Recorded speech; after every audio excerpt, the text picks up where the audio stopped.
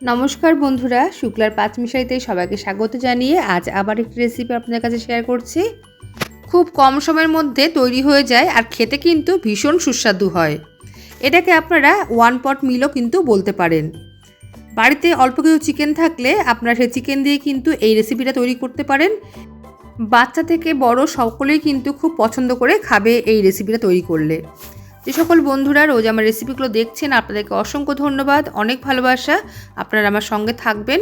তাহলে চলুন আমি রেসিপিটা শুরু করি। আমি এখানে কিছুটা বোনলেস চিকেন নিয়েছি। এই রান্নাটা করতে গেলে বোনলেস চিকেন হলে কিন্তু বেশি ভালো হয়।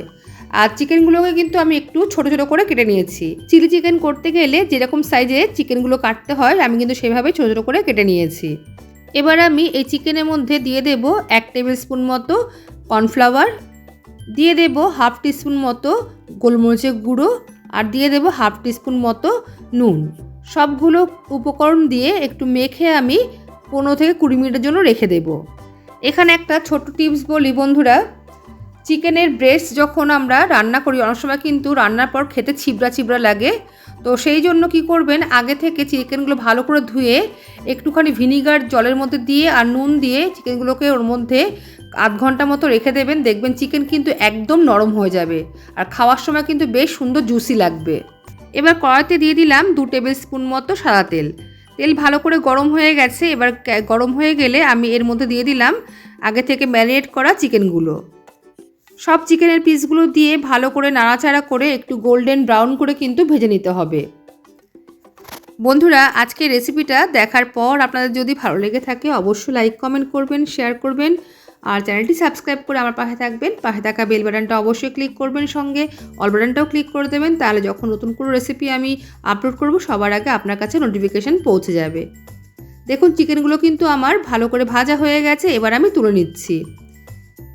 সব চিকেনগুলো তোলা হয়ে গেলে এবার ওই কড়াইতে ওই তেলের মধ্যে আমি দিয়ে দেব বেশ কিছুটা পরিমাণে বাটার। কোনো রান্নায় যদি বাটার ব্যবহার করতে হয় তাহলে বাটার দেওয়ার আগে সামান্য একটু তেল দিয়ে নেবেন, তাহলে বাটারটা কিন্তু পুড়বে না। এবার গ্যাসের ফ্লেমটা কম করে রেখে আমি একটু নাড়াচাড়া করে নিলাম। দেখুন বাটারটা কিন্তু পুরো গলে গেছে। এবার দিয়ে দেবো বেশ কিছুটা পরিমাণে রসুন কুচি। এখানে আমি 10 থেকে 12টা রসুন ভালো করে কুচি করে নিয়েছি। রসুন কুচি দেওয়ার পরে 1 মিনিট মতো ভালো করে নাড়াচাড়া করে নেব। 1 থেকে 1.5 মিনিট মতো নাড়াচাড়া করে নেওয়ার পর আমি দিয়ে দিলাম এর মধ্যে কাঁচা লঙ্কা। এখানে 4টে কাঁচা লঙ্কা ছোটো ছোটো করে টুকরো করে আমি চিড়ি করে কেটে নিয়েছি। লঙ্কা দিয়েও একটু আমি কয়েক সেকেন্ড নাড়াচাড়া করে নিলাম। এবার দিয়ে দেবো এর মধ্যে কারি পাতা। বেশ কিছুটা পরিমাণে কারি পাতা দিয়ে দিলাম। কারি পাতা দিলে কিন্তু খুব সুন্দর একটা ফ্লেভার আসবে।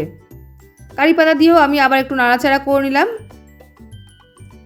কয়েক সেকেন্ড নাড়িয়ে নিয়ে এবার আমি দিয়ে দেবো আগে থেকে ভেজে রাখা চিকেনগুলো। চিকেনগুলো দেওয়ার পর আবারও কিন্তু আমি একটু নাড়াচাড়া করে নেব। এরপর আমি এর মধ্যে দিয়ে দেবো আবারও হাফ টিস্পুন মতো গোলমরিচের গুঁড়ো। এই রান্নাতে গোলমরিচের ঝাল আর কাঁচা লঙ্কার ঝালটা কিন্তু ভীষণ ভালো লাগে। তো এই জন্য কিন্তু এখানে কোনো রকম লাল লঙ্কার গুঁড়ো ব্যবহার করলাম না।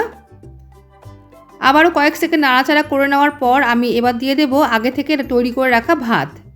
ভাতটা কিন্তু ঝরঝরে করে তৈরি করে রাখতে হবে। এখানে আমি কিন্তু বাসমতি চাল ব্যবহার করেছি। আপনারা যে কোনো চাল দিয়েই কিন্তু এই রেসিপিটা তৈরি করতে পারেন। আর একটা টিপসই বন্ধুরা আপনাদের কাছে, যেটা হচ্ছে ভাতটা কী করে ঝরঝরে করবেন। ভাত ঝরঝরে করার জন্য কিন্তু যখন ভাতটা ফুটবে তখন তার মধ্যে 1 চামচ সাদা তেল বা 1 চামচ ঘি দিয়ে দেবেন। তাহলে কিন্তু ভাত একদম ঝরঝরে হবে। আর নামানোর কিছুক্ষণ আগে কিন্তু আপনারা একটুখানি লেবুর রস চিপে দেবেন, তাহলে দেখবেন ভাতগুলো একদম সাদা ধবধবে হচ্ছে। এবার দিয়ে দিলাম স্বাদ মতো নুন আর দিয়ে দিচ্ছি বেশ কিছুটা পরিমাণে ধনেপাতা কুচি। এবার ভালো করে আবারও কিন্তু 2 মিনিট মতো নাড়াচাড়া করে নেব। এই রেসিপিটা যদি আপনারা বাচ্চাদের জন্য বানিয়ে দেন দেখবেন বাচ্চারা কিন্তু খুব আনন্দ করে খাবে, এতটাই ভালো লাগে খেতে। আর সেই সময় কিন্তু আপনারা ঝালের পরিমাণটা একটু কম করে দেবেন। দেখুন রান্নাটা কিন্তু আমার প্রায় হয়ে গেছে। এবার নামানোর আগে আমি দিয়ে দিলাম একটুখানি লেবুর রস। লেবুর রস দেওয়ার পর আবারও আমি কয়েক সেকেন্ড মতো একটু নাড়িয়ে দেব। 15 থেকে 20 সেকেন্ড মতো একটু নাড়াচাড়া করে নিলাম। রান্নাটা কিন্তু আমার একদম তৈরি হয়ে গেছে। এবার আমি নামিয়ে দেব। গ্যাসের ফ্লেম অফ করে দিয়েছি। তাহলে বন্ধুরা তৈরি হয়ে গেছে কোরিয়েন্ডার চিকেন রাইস।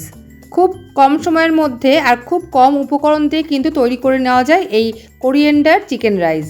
খেতে কিন্তু অসম্ভব ভালো হয়। তাহলে বন্ধুরা, আজকের এই রেসিপিটা আপনাদের কাছে কেমন লাগলো অবশ্যই কিন্তু জানাবেন লাইক কমেন্টের মাধ্যমে।